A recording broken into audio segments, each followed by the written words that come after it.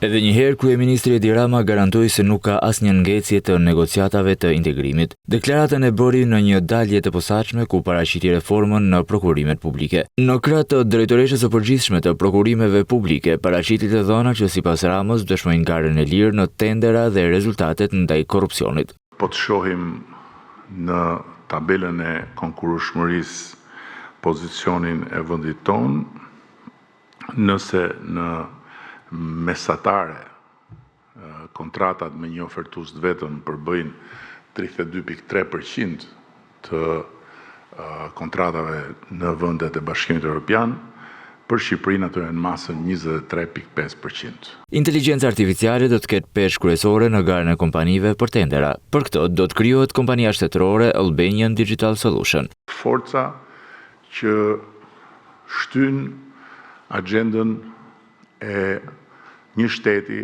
që po transformohet dhe që fal teknologjisë synon të bëj kapërcime të mëdha në të gjitha fushat. Përballë dosjeve në SPAK për akshin e tenderat, si dhe të akuzave të opozitës, Rama u ndal te prezumimi i pafajësisë. Shembull solli Jonajt Myzyrin. Njeriu që transformoi Komisionin e Prokurimit Publik u bë target i baltës, siç ndodh normalisht në një shtet me një drejtësi të pavarur, u mor nën hetim si rezultat i një denoncimi, rezultoi tërësisht pa lidhje me asnjë lloj faji. Madje opozitën akuzoi se po luan çdo gur për të bllokuar integrimin. Dhe këtë ma thon miqtë e huaj. Nuk kemi parë të vijë ndonjë forcë e brendshme nga ndonjë vend tjetër që është në proces dhe të kërkoj me gjithë farë lloj argumentash dhe me gjithë farë lloj të zezash që të bllokohet vendi nga vjen.